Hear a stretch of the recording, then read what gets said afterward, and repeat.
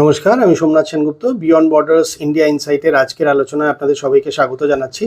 আজকে আমরা আলোচনা করব ভেরি রিসেন্টলি, জাস্ট কয়েকদিন হলো নেপাল একটা ভারতবর্ষের যে কোনো কমোডিটিজের উপর একটা ট্যাক্স ইমপ্লিমেন্ট করেছে। সেই ট্যাক্স ইমপ্লিমেন্ট করার ফলে আজকের দিনে নেপাল তথা ভারতবর্ষের দৈনন্দিন জীবনযাত্রায় কোনো পরিবর্তন এসছে কিনা বা এলে সেটা কীভাবে ইম্প্যাক্ট ফেলেছে সেইটা নিয়ে, এবং এটার সঙ্গে সঙ্গে আরও আলোচনা করব ভারতবর্ষ এবং নেপালের আভ্যন্তরীণ রিলেশনশিপে এইটা কীভাবে ইম্প্যাক্ট ফেলছে। কিন্তু সেই আলোচনাগুলোতে ঢোকার আগে সবচেয়ে বড় জিনিস যেটা আজকের দিনে দাঁড়িয়ে ডেইলি কমোডিটিজে আমরা একটা প্রাইসিংয়ের কম্প্যারিজন করতে চাই, সেটা ভারতবর্ষে এখন কোন কমোডিটিজের বা যেগুলো ডেইলি যে সমস্ত জিনিস ইউজ করি তাতে কি প্রাইস চলছে, ভিজাভি নেপালে কি প্রাইস চলছে, তারপরে পরের বক্তব্যে আসবো। তো যাই হোক, আজকের দিনে যদি দাঁড়িয়ে দেখি সাধারণ অবস্থাতে সাধারণ যে চালগুলো যেগুলো আমরা খাই বিভিন্ন রেঞ্জের আছে, তবুও যদি বলি কম করে হলো 50, 60, 70 টাকার যে রেঞ্জের চাল যেটা ভারতবর্ষে অ্যাভেলেবল, যেটা সাধারণভাবে অনেকেই আমরা খাই এবং খাওয়ার জন্য কোনো অসুবিধা নেই, যথেষ্ট ভালো কোয়ালিটিরই চাল। সেই সেম আক্ষরিক অর্থের চালটা যদি দেখি তাহলে কম বেশি 80 থেকে 100 টাকা বা ক্ষেত্র বিশেষে 110 টাকা করে দাম চলছে পার কেজি নেপালে। তার মানে যে চালটা আমার দেশে 50, 60 বা 70 টাকার যে রেঞ্জটা চলছিল, ঠিক সেম রেঞ্জটাই 80, 90, 100 টাকা দাম চলছে হচ্ছে নেপালে। মুসুর ডাল সিমিলারলি যেটা 100, 110 বা 120 টাকার মতন রেঞ্জে চলছিল, সেই সেম মুসুর ডালটাই কম বেশি 160, 170, 180 টাকার মতন করে প্রাইস চলছে হচ্ছে পার কিলো মুসুর ডাল নেপালে। ভোজ্য তেলের যেটা দাম, সর্ষের তেলের কথা বলছি, যেটা কম বেশি 150, 160, 170 এই রেঞ্জের মধ্যে যে সর্ষের তেলটা অ্যাভেলেবেল, সেম সর্ষের তেলটা অ্যাভেলেবেল 190, 200, 210 ক্ষেত্র বিশেষে ব্র্যান্ড ওয়াইজ 220 টাকা দাম চলছে হচ্ছে নেপালে এই মুহূর্তে। এগুলো আমি জাস্ট এই ট্যাক্সটা যবে থেকে ইমপ্লিমেন্ট হয়েছে তার ঠিক আগেকার কথা বলছি। তার আগের ডেটের যদি আমি প্রাইস দেখি, জাস্ট কয়েকদিন আগের, গত সপ্তাহের, তাহলে আমরা দেখব যে এই প্রাইসটা চলছিল হচ্ছে নেপালে। চিনি যেরকম 40-50 টাকার মধ্যে আমাদের ভারতবর্ষে যেটা অ্যাভেলেবেল 40-45 বা বড় জোর 50 টাকা, সেই সেম চিনিটা কম বেশি 80 থেকে 90 টাকা দাম চলছে পার কিলো নেপালে। আর পেট্রোল যদি দেখি তাহলে 100 থেকে 110 টাকা রেঞ্জে পেট্রোল আমাদের দেশে, এটা বিভিন্ন স্টেট ওয়াইজ প্রাইস রয়েছে। সেম প্রাইসটা নেপালে 125 থেকে 135, ক্ষেত্র বিশেষে 140 টাকা করে দাম পড়ছে লোকেশন ওয়াইজ।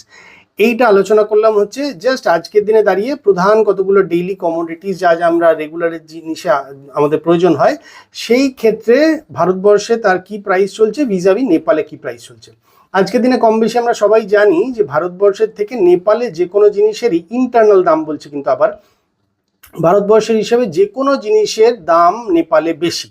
এবার ভারতবর্ষের লোকেশন হচ্ছে, ভারতবর্ষের টোটাল পপুলেশন হচ্ছে 140 কোটি, সেখানে নেপালের পপুলেশন হচ্ছে জাস্ট 3 কোটি।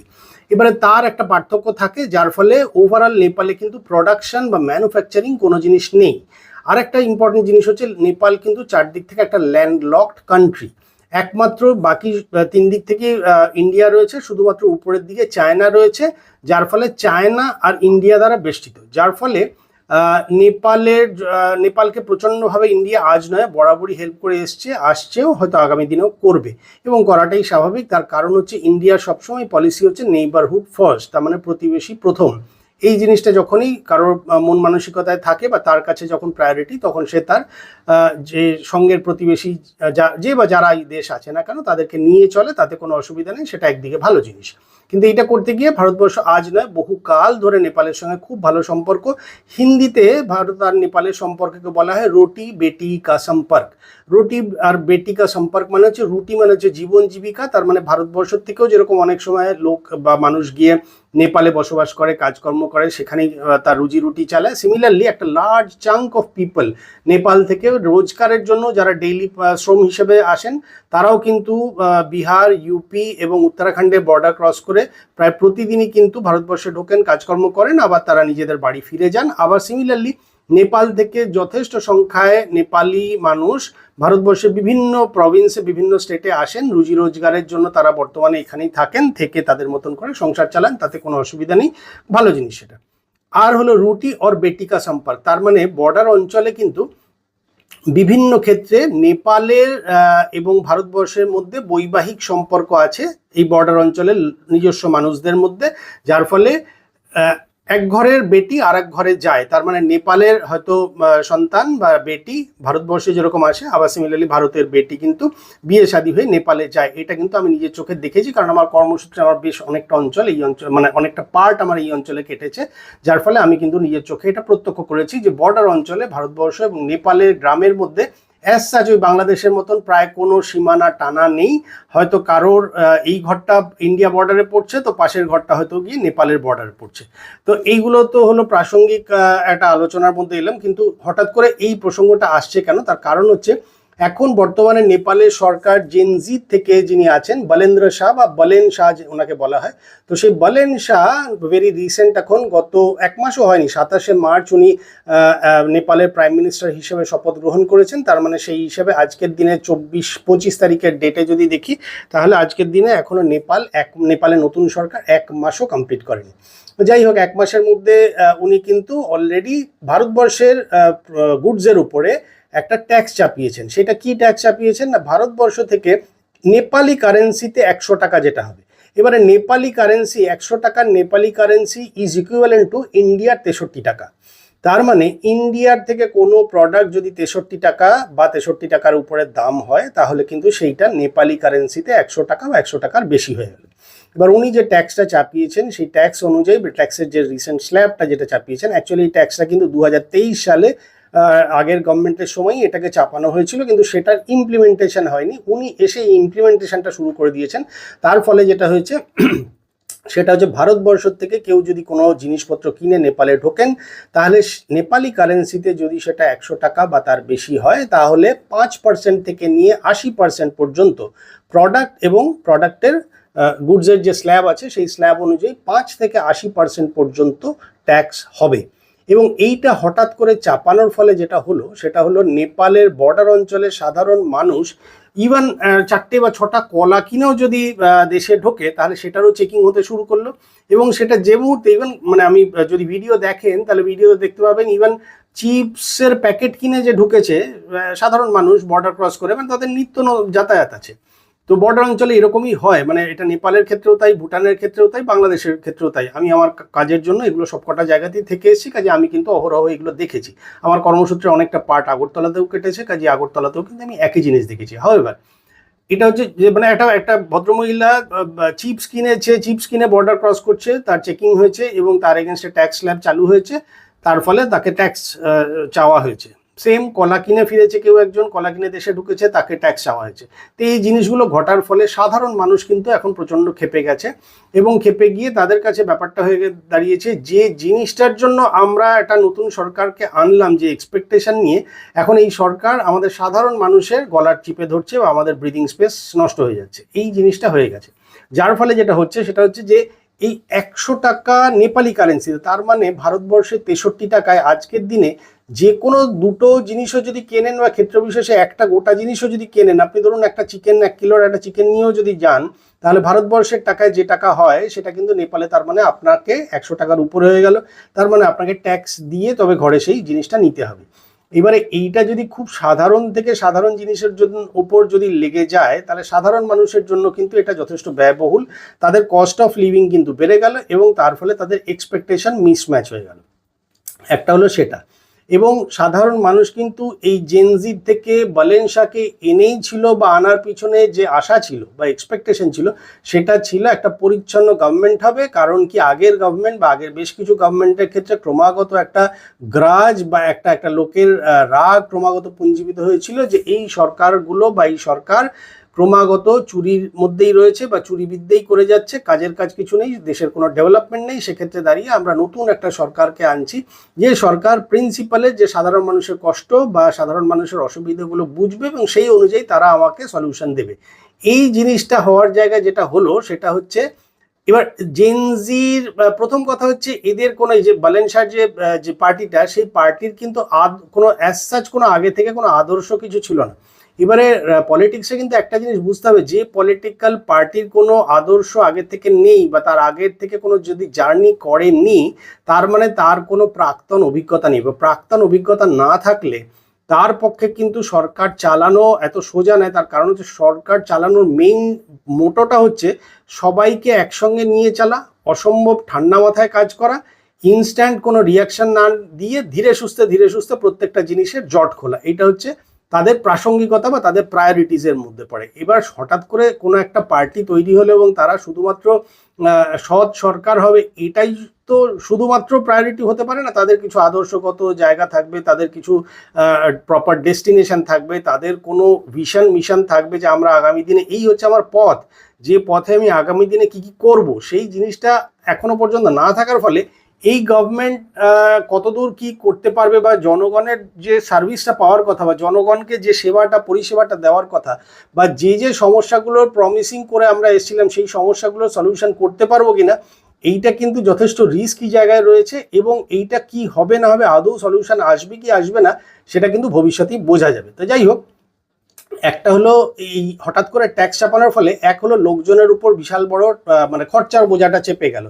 যে পার্সেন্টই হোক না কেন, সেটা 5, 10, 15, 20 যেই পার্সেন্টই হোক না কেন, আপ টু 80% ট্যাক্স চাপা মানে প্রত্যেকটা প্রোডাক্ট কিন্তু কস্টলি হয়ে গেল। এবার যেহেতু নেপাল একটা খুব ছোট দেশ এবং এর যেহেতু নিজস্ব কোনো প্রোডাকশন নেই, যার ফলে এর কিন্তু প্রায় সমস্ত কিছুই ইন্ডিয়া গভর্নমেন্টের থেকে যায়। এবারে এদের একটা বড় অংশ কিন্তু চায়নার সাপোর্টার, এবং চায়নাও আজকের দিনে যথেষ্টভাবে তারা ইনফ্লুয়েন্স খাটায় নেপালের উপরে এবং চেষ্টা করে নেপালকে তাদের দিকে তাদের ফেভারে টেনে নিতে, এবং যাতে ইন্ডিয়ার এগেনস্টে নেপাল চলে যায় বা নেপালের লোকজনের মন মানসিকতায় যাতে এগেনস্ট অফ ইন্ডিয়া একটা পরিবেশ তৈরি করা যায়, সেটা সবসময় কিন্তু চায়না তৈরি করে এবং চায়নার জন্য সবসময় সেটাই হচ্ছে প্রায়োরিটি এবং তার জন্য চায়না খরচা করে। কিন্তু একটা জিনিস বুঝতে হবে, ইন্ডিয়া কিন্তু অনেক বেশি লিবারাল। ইন্ডিয়া কিন্তু মানে তার নেইবারিং কোনো কান্ট্রিকে হেল্প করার বিনিময়ে সে কিন্তু তার স্বাধীনতায় হস্তক্ষেপ করে না।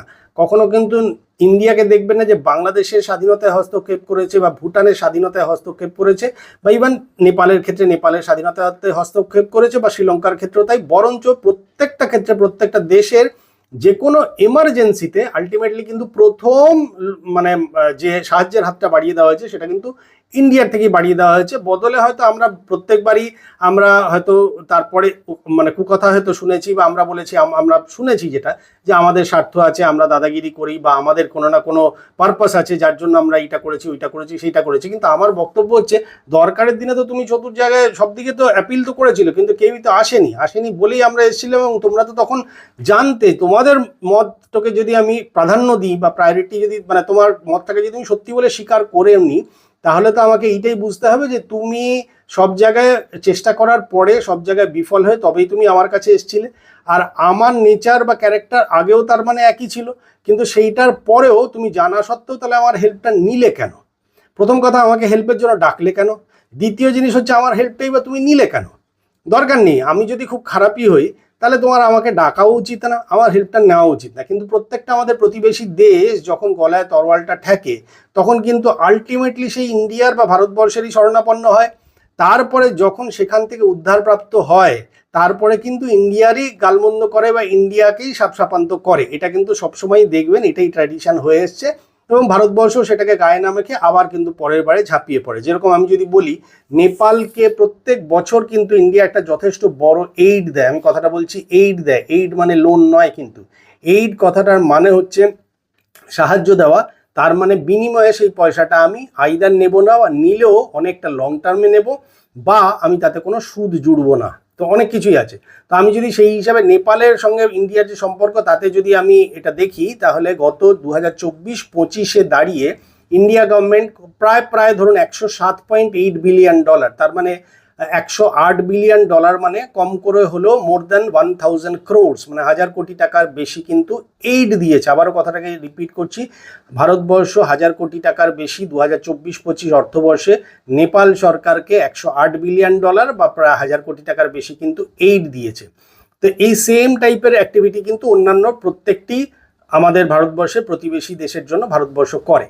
এর বিনিময়ে কি পায়, আমি যেমন আপনাকে একটা এক্সাম্পল বলছি। গত বছরের 27 নভেম্বর 2025 হঠাৎ করে নেপাল গভর্নমেন্ট বা নেপালি গভর্নমেন্ট একটা 100 টাকার নোট চালু করে। সেই 100 টাকার নোটে একটা বিতর্কিত এরিয়া তারা সেটাকে দেখায়। সেই বিতর্কিত এরিয়ার মধ্যে কালাপানি, লিপুলেক বলে একটি জায়গা আছে, কালাপানি বলে একটি জায়গা আছে এবং লিম্পিয়াধুরা বলে আরেকটা জায়গা আছে। যেটা ভারতবর্ষ বরাবরই ক্লেম করে, যেটা ভারতবর্ষের নিজস্ব জায়গা, অবিচ্ছিন্ন ভারতবর্ষের জায়গা, এবং এটা উত্তরাখণ্ডের পাশে অবস্থিত, যার ফলে ভারতবর্ষ কিন্তু এটাকে উত্তরাখণ্ডের জায়গা বলেই মনে করে।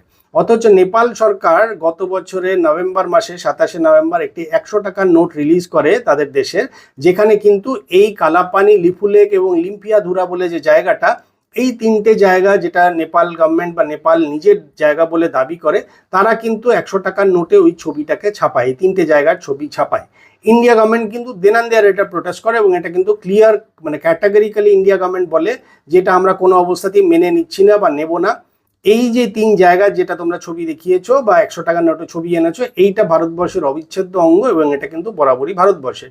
নেপাল তখনকার মতন এড়িয়ে যায় ঘটনাটাকে। এবার হয়তো ভারতবর্ষের বড়াপ্পান বা বড় মানসিকতা যে এইটাকে নিয়ে সামান্য একটা জিনিস নিয়ে ইস্যু বানায়নি, সেটা আলাদা জিনিস। কিন্তু এই করতে করতে করতে করতে দেখবেন প্রত্যেকটা ক্ষেত্রে যে কোনো ঘটনা ছোট হতে হতে হতে হতে হতে বাড়ে, এবং এটাতে অবাক হওয়ার কিছু নেই যদি দেখা যায় যে চায়না বেসিক্যালি এর পিছনে আছে। কারণ কি এই 100 টাকার যে নোটগুলো, সেগুলো চায়না থেকে ছাপা হয়েছিল, এবং এইটা ক্লিয়ার ছিল যে চায়নার কোনো না কোনোভাবে এতে মদত রয়েছে। এবার সেটা চায়নার প্ল্যানিং হতে পারে বা চায়নার দ্বারা মন্ত্রণা পুষ্ট হতে পারে, যেটাই হোক না কেন, কিন্তু চায়নার ডেফিনেটলি ব্যাকআপ ছিল। এবারে দেখা যাক নতুন গভর্নমেন্ট যে এসছিল, যে 27শে মার্চ থেকে যে গভর্নমেন্ট চালু হলো, সেই গভর্নমেন্ট 1 মাসও হয়নি, এবং যে এই মানে আমাদের ভারতবর্ষের একটি পলিটিক্যাল পার্টির মতন বা বেশ কয়েকটি পলিটিক্যাল পার্টির মতন এই প্রমিস করে এসছিল যে আমরা একটা স্বচ্ছ গভর্নমেন্ট দেবো, এবং স্বচ্ছ গভর্নমেন্ট আমাদের সাধারণ মানুষের জন্য কাজ করবে। কিন্তু দেখা গেল জাস্ট ঠিক উল্টো হলো, এবং এই 27শে মার্চ চালু হয়ে 1 মাস হওয়ার আগেই এই বালেনশায়ার গভর্নমেন্টে দুজন বড় মন্ত্রিসভার থেকে দুজন বড় মন্ত্রী পদত্যাগ করতে বাধ্য হলেন। একজন হলেন সুদান গুরুং। ইনি হলেন স্বরাষ্ট্রমন্ত্রী, নেপালের স্বরাষ্ট্রমন্ত্রী ছিলেন বা হোম মিনিস্টার ছিলেন, যিনি মানি লন্ডারিং কেস এবং বিতর্কিত ব্যবসায়ীদের সঙ্গে যোগসাজশের অভিযোগে পদত্যাগ করতে বাধ্য হয়েছেন। এবং এনার সঙ্গে এটাও যুক্ত হয়েছিল অভিযোগ যে এনার আয়ের সঙ্গে সঙ্গতিহীন এনার প্রপার্টি আছে, মানে যতটা না ইনকাম তার থেকে অনেক বেশি প্রপার্টি আছে। এবার এখানে উল্লেখযোগ্য, এই বালেন শাহ বেসিক্যালি কিন্তু উচ্চশিক্ষিত, এবং তার ইঞ্জিনিয়ারিংয়ের মাস্টার ডিগ্রি উনি করেছিলেন ভারতবর্ষের ব্যাঙ্গালোর থেকে, এবং উনি কিন্তু ইঞ্জিনিয়ারিংয়ে মাস্টার ডিগ্রি করা, ওনার বাদবাকি স্কুলিং কিন্তু নেপালের কাঠমান্ডু থেকে হয়েছিল, এবং 2022 থেকে উনি কিন্তু কাঠমান্ডুর মেয়র ছিলেন। তিনি পরবর্তীকালে একটা প্রজেকশন দিয়ে এবং একটা স্বচ্ছতা এবং একটা পরিষ্কার গভর্নমেন্ট আনবেন এই প্রমিস করে জেনজির দ্বারা ব্যাকআপ হয়ে উনি কিন্তু নেপালের গভর্নমেন্ট হিসেবে সরকার চালনা শুরু করেছেন। এবং ওনারই খুব ক্লোজ বন্ধু ছিলেন এই সুদান গুরুং, যিনি হোম মিনিস্টার বা হোম মিনিস্ট্রিতে ছিলেন এবং নেপালের স্বরাষ্ট্রমন্ত্রী হিসেবে ছিলেন। এবং তিনি ফাইনালি রিজাইন করতে বাধ্য হন এই অভিযোগগুলোর জন্য, যেগুলোর মধ্যে মানি লন্ডারিং, প্রচুর অর্থ উপার্জন, এবং নিজের জ্ঞাতিগোষ্ঠী বা নিজের ব্লাড রিলেশনশিপের লোকজনকে বিভিন্ন জায়গায় ভালো ভালো পজিশনগুলোতে বসিয়ে দেওয়া এবং যোগসাজশের অভিযোগে।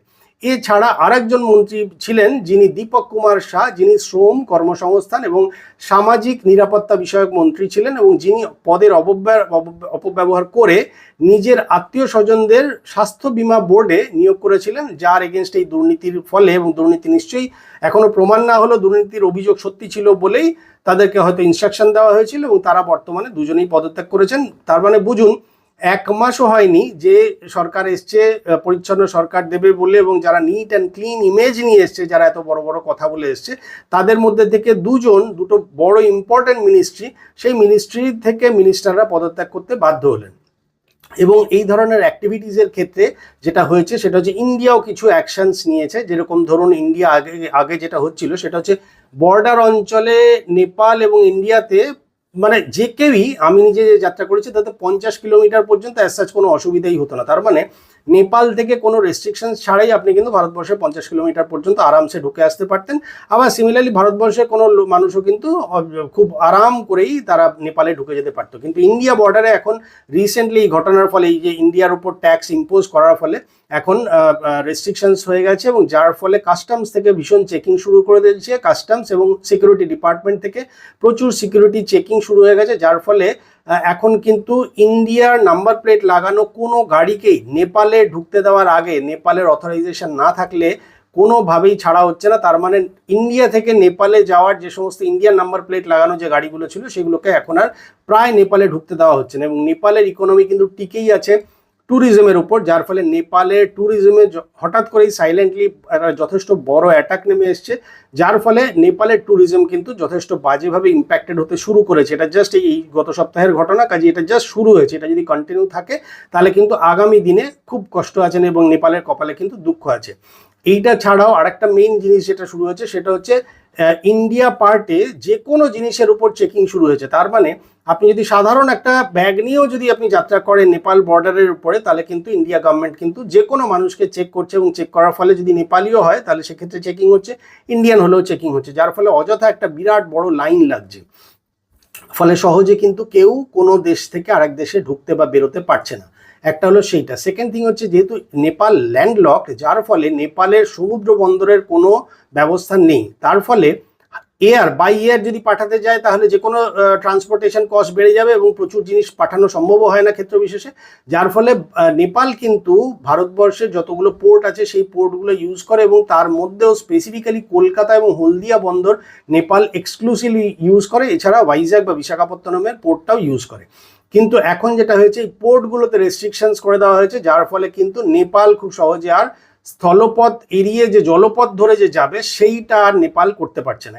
এটাও সাইলেন্টলি চালু হয়ে গেছে, যার ফলে এই বন্দরগুলোর ব্যবহার কিন্তু নেপালের জন্য ইম্প্যাক্ট দিতে শুরু করেছে, নেপালের ইকোনমিতে কিন্তু ইম্প্যাক্ট দিতে শুরু করেছে। এছাড়াও নেপালের 100% অয়েল প্রোডাক্ট বা পেট্রোলিয়াম গুডস যেগুলো আছে সেইগুলো কিন্তু ভারতবর্ষের থেকেই যায়, যার ফলে এই সময় দাঁড়িয়ে প্রথম কথা হচ্ছে ইলেকট্রিসিটি, নেপালের ইলেকট্রিসিটিতে ভারতবর্ষ থেকে যে পরিমাণ বিদ্যুৎ যেত সেটা কিন্তু এখন কাটিং হতে শুরু করেছে। তার মানে এই যে নেপালে ফ্রিলি যে বিদ্যুৎটা অ্যাভেলেবেল ছিল সেটাও যেরকম ব্যাহত হচ্ছে, আবার সিমিলারলি নেপাল থেকে যে বিদ্যুৎ, ওদের যে সমস্ত জলবিদ্যুৎ প্রকল্প সেগুলোতে ইন্ডিয়াই ফান্ডিং করে রেখেছে এবং ইন্ডিয়ারই লোকজন সেখানে বসে আছে, সেখান থেকে যে বিদ্যুৎ ভারতবর্ষে বা অন্যান্য কোথাও যেমন নেপাল থেকে বা ভুটান থেকে বাংলাদেশে ইন্ডিয়ার উপর দিয়ে, ইন্ডিয়ার ভূমিকে ব্যবহার করে, ইন্ডিয়ার ল্যান্ডকে ইউজ করে নেপালের জলবিদ্যুতের প্রকল্পের ফলে যে কারেন্ট উৎপাদিত হয় সেটা কিন্তু বাংলাদেশে যায় বা বাংলাদেশ কেনে, আবার ইন্ডিয়াও কেনে।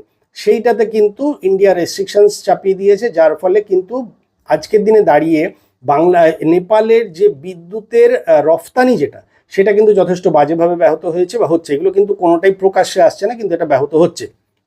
এটা কোনো ডিক্লেয়ার করে কিছু করা হয় না, এটা চুপচাপ সাইলেন্টলি করা হয়েছে, যার ফলে কিন্তু আজকের দিনে দাঁড়িয়ে নেপালের বিদ্যুতের রপ্তানিতে কিন্তু প্রবলেম এসছে, যার ফলে নেপালের ওভারঅল ইকোনমিতে কিন্তু প্রবলেম শুরু হয়েছে, যার ফলে মুদ্রাস্ফীতি বা মানে মেহঙ্গাই যেটাকে আমরা বলি সেটা কিন্তু প্রত্যেকটা জিনিসের উপর মানে খুব ভালোভাবে থাবা বসিয়েছে, যার ফলে কিন্তু এই প্রত্যেকটা জিনিসের দাম বেড়ে যেতে শুরু করেছে।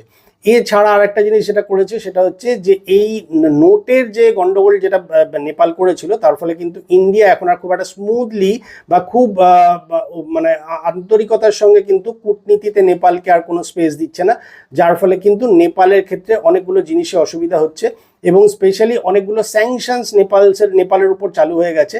যেমন ধরুন আমি আপনাকে বলছি, তেলের ক্ষেত্রে বর্ডার অঞ্চলে নেপালের যে সমস্ত গাড়ি আমাদের ভারতবর্ষে, ওদের পেট্রোল তো পুরোটাই আমাদের থেকে যায়, যার ফলে ওদের নিজস্ব যে আমাদের দেশ থেকে যে পেট্রোল যেত সেটাও যেরকম আটকে দেওয়া হয়েছে বা অনেক লেটে যাচ্ছে, প্রচুর বর্ডার অঞ্চল প্র্যাকটিক্যালি খুব স্লো করে দেওয়া হয়েছে, যার ফলে সারা দিনে ধরা যাক কথার কথা বলছি 100টা ট্রাক যেখানে যেতে পারতো সেখানে দেখা যাচ্ছে সারা দিনে হয়তো 25টা বা 30টা ট্রাক যাচ্ছে, যার ফলে একটা হিউজ ডেফিসিট আসছে প্রত্যেকটা ক্ষেত্রে, মানে প্রোডাক্ট থেকে শুরু করে সার্ভিস থেকে শুরু করে কমোডিটিস এর অ্যাভেলেবিলিটি থেকে শুরু করে সবগুলো জিনিসে, যার ফলে বর্ডার অঞ্চলে নেপাল থেকে যেসব মানুষজন এসে ইন্ডিয়াতে বা ইন্ডিয়ার মানে শহরগুলোতে ঢুকে যারা পেট্রোল নিয়ে আবার ফিরে যেতেন, তার কারণ হচ্ছে ইন্ডিয়া থেকে পেট্রোল কিনলে যেটা হচ্ছিল সেটা হচ্ছে তাদের জন্য অনেক ইকোনমিক্যাল পড়ছিল, যেখানে আমাদের 100-110 টাকায় অ্যাভেলেবেল রয়েছে পার লিটার পেট্রোল, সেখানে ওইটাই বললাম 125 থেকে 135 টাকা হচ্ছে পেট্রোল পার লিটার নেপালে, যার ফলে নেপালের গাড়িগুলো এসে ম্যাক্সিমাম ক্ষেত্রে বর্ডার অঞ্চল আমাদের ইউপি, বিহার এবং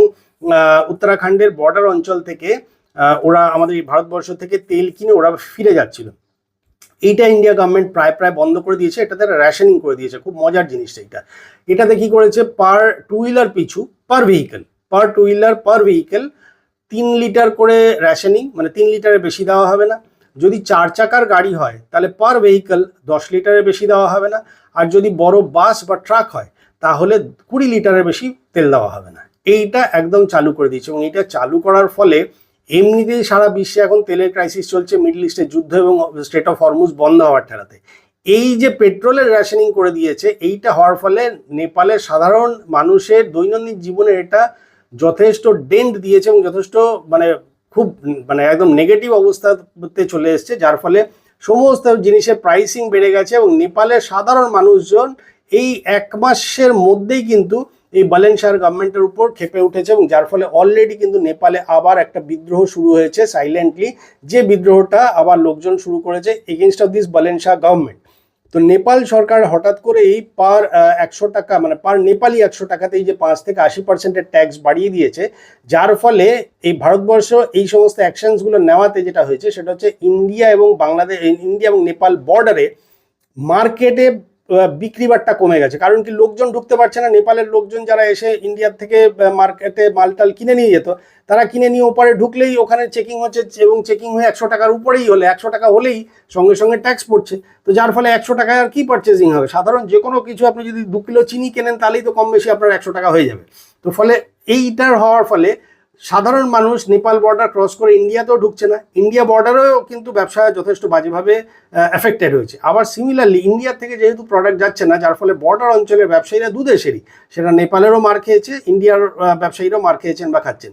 কিন্তু তবুও ইন্ডিয়ার ব্যবসায়ীরা মানে দেশের স্বার্থে এই এই এই এই স্যাক্রিফাইসটুকু করতে রাজি হয়েছেন যে ঠিক আছে কোনো অসুবিধা নেই, কিন্তু এই জিনিসটা আরও কিছুদিন চললে তবে যদি নেপালের সদ্বুদ্ধির উদয় হয় এবং নেপাল যাতে বোঝে, সেটার জন্য ভারতবর্ষের এই পারের ব্যবসায়ীরা কিন্তু এটাকে এগ্রি করেছেন। কিন্তু এর ফলে যেটা হয়েছে সেটা হচ্ছে নেপালে যেহেতু ট্যুরিজমও বন্ধ হয়ে গেল, প্রায় তেলেরও রেস্ট্রিকশনস হয়ে গেল, সাধারণ জিনিসের উপর ট্যাক্স চেপে গেল, যার ফলে নেপালের বর্ডার অঞ্চল বা এন্টায়ার নেপালের সাধারণ মানুষের জন্য জীবন ধারণের কস্টিং বেড়ে গেছে। তো এর ফলে নেপালের সাধারণ মানুষ যথেষ্ট তারা ক্ষতিগ্রস্ত হয়েছেন এবং হচ্ছেন, যার ফলে তারা আবার নতুন করে বিদ্রোহ শুরু করেছেন। তো এই নেপালের এই 100 টাকা মানে নেপালি কারেন্সিতে 100 টাকার উপরে এই ট্যাক্স চাপানোর ফলে এইটা আপাতত একটা আক্ষরিক অর্থে একটা বিদ্রোহ রূপ নিচ্ছে এবং এর ফলে ইন্ডিয়াও এখন খুব স্ট্রিক্ট হয়ে গেছে, যার ফলে ইন্ডিয়ার নিশ্চুপে মানে কোনো কথাবার্তা না বলে, ইন্ডিয়ার বরাবরই পলিসি হচ্ছে বেশি কথা বলে না, কিন্তু তারা কাজের মাধ্যমে বুঝিয়ে দেয়, যার ফলে ওই ইংলিশে একটা কথা আছে না, action speaks louder than your words.